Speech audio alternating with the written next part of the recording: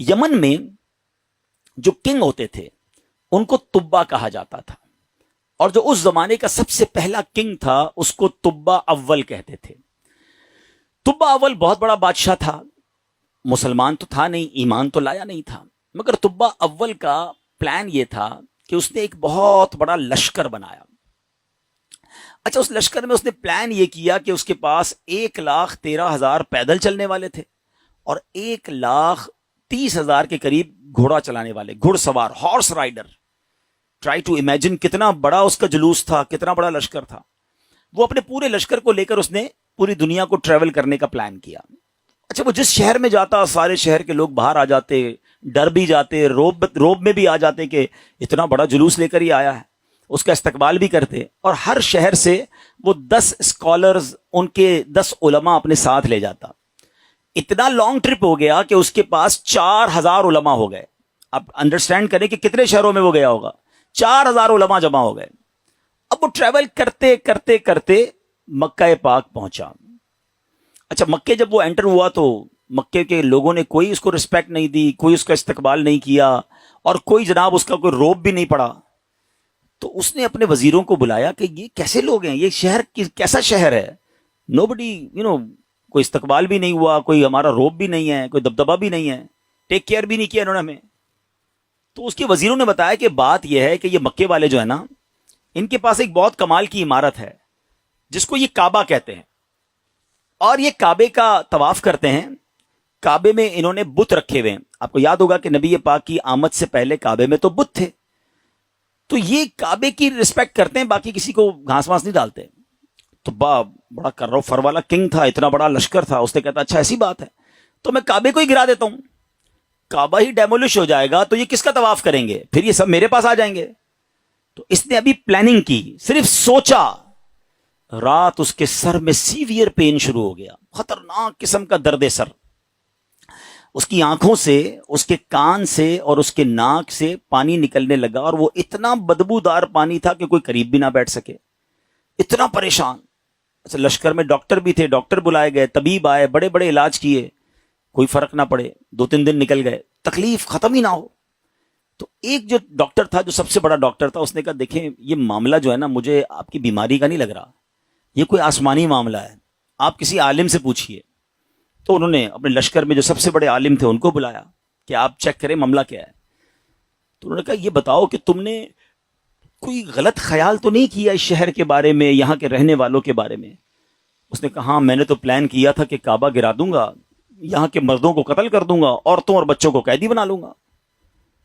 تو ان عالم دین نے کہا کہ نہیں، تم نے غلط کیا، تمہیں نہیں پتا کہ یہ کعبہ کیا ہے، اس کا مالک وہ خالق ہے، وہ مالک ہے کہ اگر اس کے بارے میں، کعبے کے بارے میں نیگیٹو سوچو گے تو برباد ہو جاؤ گے، فوراً توبہ کر لو ورنہ تم خود ہی برباد ہو جاؤ گے۔ کہا اچھا ایسی بات ہے۔ تبا نے توبہ کر لی، جیسے ہی توبہ کی تو اس کا سارا درد ختم ہو گیا، وہ فریش ہو گیا، اس کی طبیعت ٹھیک ہو گئی۔ تو اب اس نے دین ابراہیمی اختیار کر لیا، اللہ پر ایمان لایا، اور اس زمانے میں حضرت ابراہیم کا دین چل رہا تھا، ابھی نبی پاک تو آئے نہیں تھے، اس نے دین ابراہیمی ایکسیپٹ کیا اور اس نے اللہ پر ایمان لے آیا۔ اچھا، اب وہاں سے پھر لشکر آگے چلا، اور چلتے چلتے چلتے ایک ایسی بستی میں پہنچا جہاں کھجور کے درخت تھے، بڑی خوشگوار وادی تھی، اور وہاں انہوں نے پڑاؤ ڈالا۔ اچھا، اس لشکر میں جو علماء تھے انہوں نے اپنی کتابیں نکالی، ان کے پاس آسمانی کتابیں تھیں، وہ پڑھتے گئے اور کہنے لگے یہ تو وہی جگہ ہے جہاں ہماری کتابیں بتاتی ہیں جہاں اللہ کے آخری نبی ہجرت کر کے آئیں گے۔ یعنی اس کا مطلب وہ ڈھونڈتے ڈھونڈتے آج کے مدینے میں پہنچ گئے تھے، جس کو آج ہم مدینہ کہتے ہیں نا، یہ وہاں پہنچ گئے تھے۔ تو 400 علماء نے کہا کہ بھائی ہم تو یہ جگہ چھوڑ کے نہیں جائیں گے، پتہ نہیں کب نبی پاک آ جائیں، اب ہم نے یہیں ٹھہرنا ہے، اگر تبا رہنے دے گا تو ٹھیک ہے، بے شک ہماری بوٹی بوٹی کر دے، ہم نے یہ شہر چھوڑ کے نہیں جانا۔ اطلاع تبا کو بھی مل گئی، تبا نے بلایا علماء کو کہ کیا مسئلہ ہے؟ تو کہا دیکھیں حضرت، ہم نے اپنی کتابوں میں پڑھا ہے، ہمارا حساب کتاب بتاتا ہے کہ اللہ کے آخری نبی اسی بستی میں آئیں گے، ہم اس بستی کو چھوڑ کے نہیں جائیں گے، ہم ان کے خادم بن کر رہیں گے، ان کے امتی بنیں گے، ان پر ایمان لائیں گے۔ اچھا، تبا بھی 2-4 دن پہلے ہی یا کچھ دنوں پہلے ہی مکے کی تعظیم سمجھ چکا تھا، اللہ پر ایمان لا چکا تھا، تو اس نے کہا اچھا ایسی بات ہے تو میں بھی رک جاتا ہوں۔ اس نے کیا کیا، 400 علماء کے لیے 400 گھر بنائے، ان 400 علماء کی شادیاں کروائیں، ان کو خوب مال و دولت بھی دیا۔ 1 سال تبا خود بھی وہیں رہا، 1 سال کے بعد دیکھا کہ نبی پاک تو نہیں آئے، تو اب طبا نے ایک کمال کا خط لکھا. سنیے گا پیارے اسلامی بھائیو, یہ دنیا کا انوکھا خط ہے کہ اس کے لیے لکھا جا رہا ہے جو بھی دنیا میں آئے نہیں ہیں. اور کس عشق والی زبان میں طبا بادشاہ نے وہ خط لکھا. اس نے لکھا کہ اس اللہ کے نام سے شروع جو عالمین کا رب ہے. میں جناب رسول اللہ صلی اللہ تعالی وسلم کی بارگاہ میں طبا اول حمیری سلام پیش کرتا ہوں, اور میں آقا علیہ الصلوۃ والسلام کی بارگاہ میں عرض کرتا ہوں کہ حضور اگر میں نے آپ کا زمانہ پا لیا تو میں آپ کی خدمت کروں گا, آپ پر ایمان لاؤں گا, آپ کی سنت پر عمل کروں گا, جو آپ کتاب لے کر آئیں گے میں اس پر بھی عمل کروں گا. اور حضور اگر میں پھر بھی آپ کا زمانہ نہ پا سکوں تو مجھے اپنی غلامی میں قبول فرمائیے, اور قیامت کے دن مجھے میری شفاعت فرمائیے گا, مجھے بھول نہ جائیے گا. بڑا کمال کا عشق والا اس نے خط لکھا. اس خط کو اس نے سیل کیا گولڈن اسٹیمپ لگا کے. اچھا, ایک اور مکان بنایا اس نے, اور جو اس وقت کے سب سے بڑے عالم تھے ان کو وہ لیٹر بھی دیا, اور کہا جب آپ نبی پاک سے اگر آپ کی ملاقات ہو جائے نا تو میرا خط انہیں دیجیے گا, یہ مکان بھی انہیں گفٹ کر دیجیے گا, اور اگر نہ ہو تو آپ اپنے بچے کو کہیے گا, آپ کا انتقال ہونے لگے تو اس کو یہ لیٹر دیجیے گا, اس کو کہیے گا وہ اپنی اولاد کو دے, تاکہ کسی طرح یہ خط جناب آخری نبی صلی اللہ تعالی علیہ وسلم تک پہنچ جائے. یہ کیسا عشق ہے. اب ذرا سنیے گا. طبا اول حمیری کا بعد میں وہ مدینے سے آگے گیا اور جا کے اس کا انتقال ہو گیا. آفٹر 1000 years, 1000 سال بعد 12 ربیع الاول والے دن مکہ مکرمہ میں نبی پاک کی ولادت ہوتی ہے, آقا کی تشریف آوری ہوتی ہے. نبی پاک 53 سال مکے میں گزارتے ہیں, اور اس دوران حضرت مصعب بن عمیر صحابی رسول ہیں, ان کو پیارے آقا مدینے بھیجتے ہیں کہ وہاں جا کے اسلام کی دعوت دو. مدینے میں تو فوراً اسلام پھیلنا شروع ہو گیا. علماء کہتے ہیں جو اتنی تیزی سے اسلام مدینے میں پھیلا نا, اس کی بڑی وجہ یہ تھی جو یہ انصار صحابہ تھے نا. مدینے والوں کو کیا کہتے ہیں؟ انصار. مکے والوں کو کیا کہتے ہیں؟ مہاجرین. تو جو انصار تھے نا, یہ سارے انہی 400 علماء کی اولاد میں سے تھے. They were waiting from last 1000 years for رسول پاک علیہ الصلوۃ والسلام. یہ تو 1000 سال سے انتظار کر رہے تھے. جیسے ہی حضرت مصعب بن عمیر پہنچے, دیگر مبلغین پہنچے, اللہ کے رسول کی باتیں بتائیں, اسلام کی باتیں بتائیں, دھڑا دھڑ لوگ اسلام قبول کرنے لگ گئے. اچھا, اب قبیلے کے لوگ بیٹھے کہ آخری نبی تو آ گئے ہیں مکے میں, ہمارے پاس ایک لیٹر ہے, اب وہ پہنچانا ہے انہیں. انہوں نے مشورہ کر کے, ایک صحابی تھے ان کا نام تھا حضرت ابو لیلہ انصاری رحمت رضی اللہ تعالیٰ عنہ, ان کو کہا کہ آپ جائیے, جا کے مکے میں نبی پاک کو یہ خط دے کر آئیے. ان صحابی نے ٹریول کیا. جب وہ ٹریول کر کے جانے لگے تو ان کو کسی نے بتایا کہ نبی پاک مکے سے پہلے ایک وادی میں بیٹھے, صحابہ کرام کے ساتھ جلوہ فرما ہے. اچھا, انہوں نے نبی پاک کو نہیں دیکھا, نبی پاک نے انہیں نہیں دیکھا. سوشل میڈیا کا زمانہ تو تھا نہیں نا کہ کسی طریقے سے دیکھ لیتے. اچھا, یہ گئے اس دربار میں, جیسے ہی داخل ہوئے کمرے میں, نبی پاک صحابہ کے ساتھ بیٹھے ہیں, وہ کمرے میں داخل ہوئے, پیارے آقا فرماتے انتا ابو لیلہ, تم ابو لیلہ ہو. وہ شاکڈ ہو گئے کہ میرا نام کیسے ان کو پتا چل گیا. کہ جی یا رسول اللہ, میرا نام ہی ابو لیلہ ہے. فرمایا تمہارے پاس میری ایک امانت ہوگی, مجھے وہ خط دے دو. ایک بار اور حیران ہو گئے کہ رسول اللہ صلی اللہ علیہ وسلم کو میں نے بتایا نہیں, پہلے ہی ان کو پتا ہے. نبی پاک نے وہ خط لیا, سیدنا ابو بکر صدیق کو وہ خط دیا اور کہا ابو بکر پڑھو. اب بھرے دربار میں وہ عشق والا خط پڑھا گیا.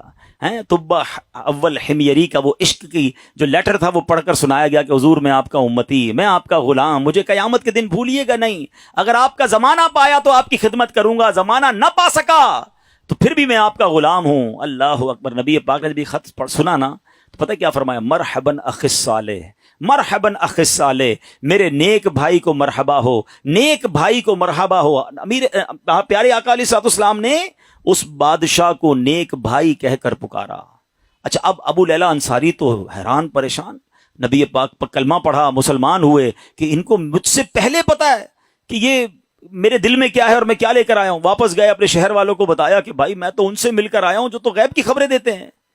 اچھا, بہرحال اب نبی پاک نے مکے سے مدینے سفر اختیار کیا. اچھا, مدینے والوں کو انتظار تو بڑا تھا کہ پیارے آقا مدینے آئیں گے. اچھا, نارملی 7 days کا ٹریول ہوتا تھا. اگر مکے سے کوئی اونٹوں پر یا گھوڑوں پر نکلتا تھا نا, it's take almost 7 days to travel. اب آج کل تو ہم 4 گھنٹے میں پہنچ جاتے ہیں, بڑے اچھے روڈ بن گئے.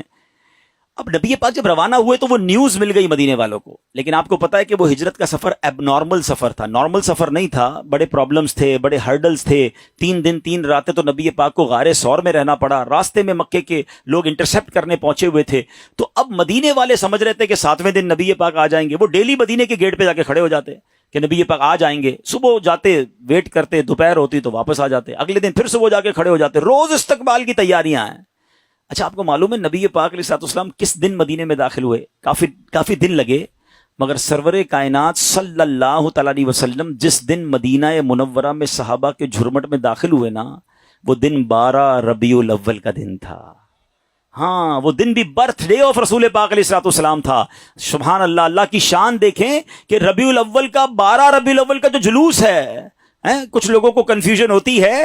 اللہ اکبر، میرے آقا جو مدینے میں داخل ہوئے تو صحابہ بھی ہیں اور خود پیارے آقا بھی ہیں، بلکہ ایک صحابی کہتے ہیں حضور بغیر پرچم کے کیسے داخل ہوں گے؟ آپ جا رہے ہیں تو شان و شوکت کے ساتھ داخل ہونا ہے۔ اپنا امامہ اتارا، تلوار پہ لگایا، اسے پرچم بنایا، اور جب مدینے میں داخل ہوئے تو ہر طرف سے صدائیں ہیں مرحبا یا رسول اللہ۔ بچیاں تیار ہو کر آئی ہیں، بچے تیار ہو کر آئے ہیں۔ عرب کے لوگوں کا دستور تھا جب کوئی بڑا ایونٹ ہوتا تھا وہ اپنا مخصوص لباس پہنتے تھے، اپنی تلواریں لگاتے تھے، بلکہ اب بھی اگر آپ دیکھیں ان کے تہواروں میں ان کے لباس الگ ہوتے ہیں، وہ سب اپنے اس لیول کے لباس پہن کر کھڑے تھے، کیونکہ آج ان کے لیے عید کا دن تھا۔ اور سبحان اللہ، اس وقت بنو نجار کی بچیوں نے سرور کائنات صلی اللہ تعالی علیہ وسلم کا جو استقبال کیا، جس نغمے کو گنگنا کر، جس نعت کو پڑھ کر انہوں نے استقبال کیا، آج بھی مکے مدینے چلے جائیں، کیسٹ کی دکانوں پر جائیں، بلکہ دنیا کے کسی کونے میں جائیں، یہ نعت عربی ہوں، عجمی ہوں، افریقن ہوں یا امریکن ہوں، سرکار کی یہ نعت دنیا بھر میں پڑھی جاتی ہے۔ اور وہ ان بچیوں نے یہ نعت پڑھی تھی جو آج سیرت کی کتابوں میں بھی لکھی ہیں۔ اور انہوں نے استقبال کیسے کیا تھا؟ وہ الفاظ کیا تھے؟ وہ الفاظ تھے طلع البدر علینا من ثنیات الوداع وجب شکر علینا ما دعا للہ دا۔ کیا کہتی ہیں ہم پر؟ چاند طلوع ہو گیا ہے، طلع البدر علینا، 14ویں رات کا چاند طلوع ہو گیا ہے۔ کہاں پر؟ سنیت الوداع کی گھاٹی میں، جس جگہ یہ استقبال ہوا نا اس علاقے کو سنیت الوداع کہتے ہیں۔ اور وجب الشکر علینا، ہم پر واجب ہو گیا ہے اللہ کا شکر ادا کرنا۔ ما دعا للہ دعا، جب تک لوگ اللہ کے لیے دعوت دیتے رہیں گے، یعنی قیامت تک ہم پر اب یہ شکر اللہ کا واجب ہو گیا کہ نبی پاک ہمارے مدینے آ گئے ہیں۔ آپ کو پتا ہے مدینے کے رنگ کیسے بدلا؟ مدینے کی تقدیر کیسے بدلی؟ مدینہ پہلے یثرب کہلاتا تھا، وہاں کی آب و ہوا میں بیماریاں تھیں، جو جاتا بیمار ہو جاتا تھا۔ اللہ اکبر، مصطفیٰ کریم کے قدم تو کیا لگے، مدینے کے غبار میں بھی شفا ہو گیا ہے۔ اب تو بیمار کو کہتے ہیں ٹھیک ہونا ہے تو مدینے ہو آؤ، ہیں جب سے قدم لگے ہیں رسالت مآب کے، جب سے قدم لگے ہیں رسالت مآب کے، جنت بنا ہوا ہے مدینہ حضور کا۔ کیا قدم لگے میرے آقا کے، بھاگ ہی جاگ گئے مدینے والوں کے۔ اچھا اب پیارے آقا جب مدینہ شریف میں انٹر ہوئے نا، everybody want to welcome and everybody want to host him، ہر بندہ چاہ رہا تھا کہ نبی پاک ہمارے گھر آ جائیں، کیونکہ اشتیاق بہت تھا، تڑپ بہت تھی۔ تو نبی پاک نے فرمایا کہ میری جو اونٹنی ہے نا یہ اللہ کے حکم سے بندھی ہوئی ہے، یہ جدھر جا کے رکے گی ادھر جا کر ہی میں نے رہنا ہے۔ اچھا اب ذرا تصور کیجئے، امیجن کیجئے کہ وہ اونٹنی مدینے کی گلیوں میں گھوم رہی ہوگی اور ہر صحابی یہ امیجن کر رہا ہو کاش میرے دروازے پر رک جائے، کاش میرے دروازے پر رک جائے، مگر بھاگ کس کے جاگے؟ سیدنا ابو ایوب انصاری رضی اللہ تعالیٰ عنہ، کہ وہ اونٹنی جو ہے ان کے دروازے پر جا کے رکی۔ اچھا اب ایک اور امیزنگ بات شاید بہت ساروں کو پہلی بار پتا چلے گی، حضرت ابو ایوب انصاری رضی اللہ تعالیٰ عنہ کا ایک لقب ہے، ہم سب کہتے ہیں میزبان رسول، ٹھیک ہے نا؟ لیکن شاید لوگوں کو نہیں پتا کہ حضرت ابو ایوب انصاری اسی عالم دین کی اولاد سے ہیں کہ جن کو طبہ اول نے لیٹر دیا تھا، جو سب سے بڑے عالم تھے نا، یہ انہی کی اولاد میں سے ہیں۔ اور حضرت ابو ایوب انصاری اسی گھر میں رہتے تھے جو گھر طبہ نے نبی پاک کے لیے گفٹ کے طور پر بنایا تھا۔